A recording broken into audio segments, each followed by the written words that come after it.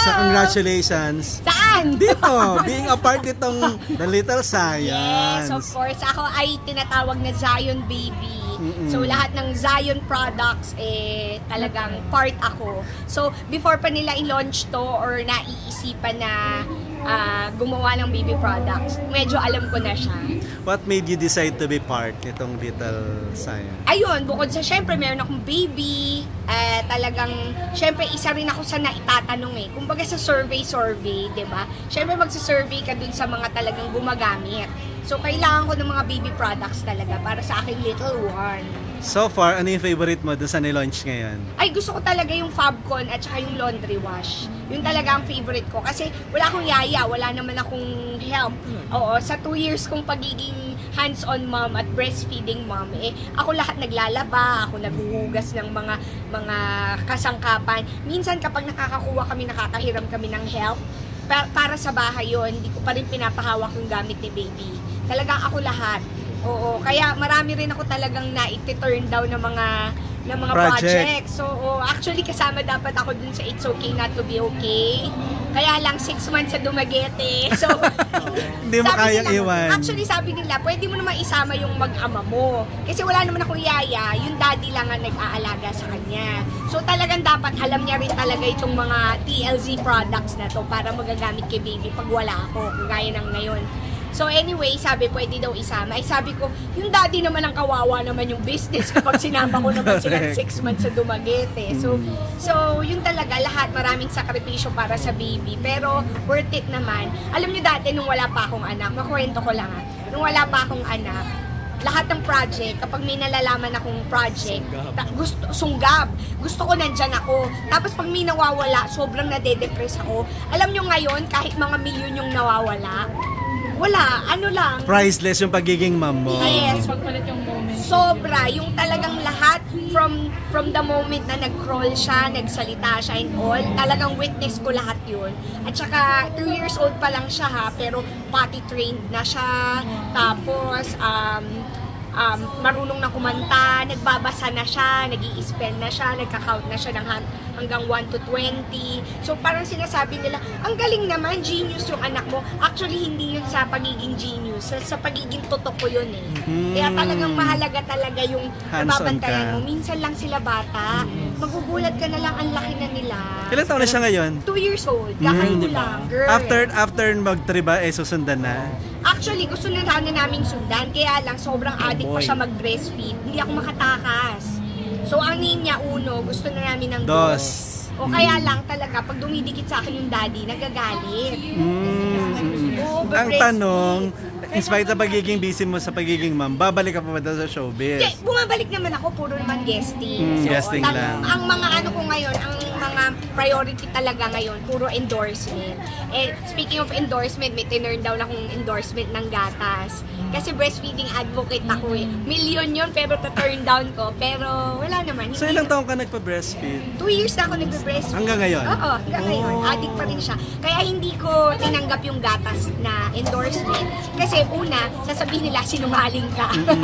Pangalawa, hindi naman talaga maiinom ng baby ko. Breastfeeding advocate ako So, kamusta? You still have communication with your friends? Sila Kim? Ayan, si Melissa. Si Melissa, ayan. Kami talaga ni Melissa bilang sabay kami may baby. So, si Empress din. Si Empress, nandito siya ngayon sa Manila, pero mas madalas siya sa Zamboanga kasi tiga doon talaga sila na nung asawa niya. Yun, sila Kim, si Erich, at si Beauty, yun yung madalang. Pero kaming tatlo ni Melissa at ni Empress at ako, na kami naman ang nagsimula talaga nung barkadahan namin. Ano pa rin naman. Are you happy with what happened kay Kim ngayon? Very successful sa kanyang career. Oo, merong award. In And fairness kay Kim, minsan man lang kami mag-usap, pero pag nag-usap kami, akala mo, kahapon lang kami huling nakita. Gano'n naman Hindi mo siya pinapayon, oy, mag-asawa ka na rin. Ay, hindi naman. Oo, naku, hindi magandang sasabihin yun sa mga tao.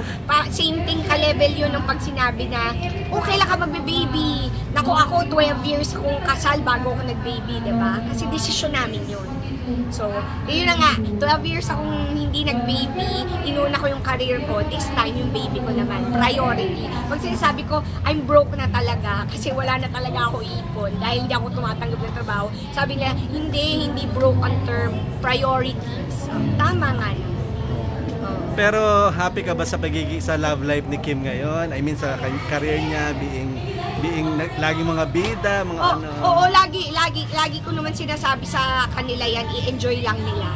'Di ba? Kasi pag umabot na sila sa time namin na katulad ni Melissa at ni Empress na family first, iiwan nila yun eh. So talagang kailangan i-enjoy mo muna, ganyan. Yun yung usapan namin ng asawa ko, kaya 12 years kami bago nagka-baby. In-enjoy muna ang career, in-enjoy mag-travel, in-enjoy ang pera, diba? Ngayon, ang motto ko, love will keep us alive. wala na kaming pera. Hindi, buti na lang asa ako ngayon sa asawa ko. And you have business naman. Anong business niya? Marami kaming negosyo. Meron kaming Japanese restaurant. Anong name? Miyagi Sushi sa Cubao Expo. Meron kaming bilyaran, sports bar sa Cubao din. Tapos, meron kami, supplier kami ng mga tuna, sashimi, mga shrimps, yan.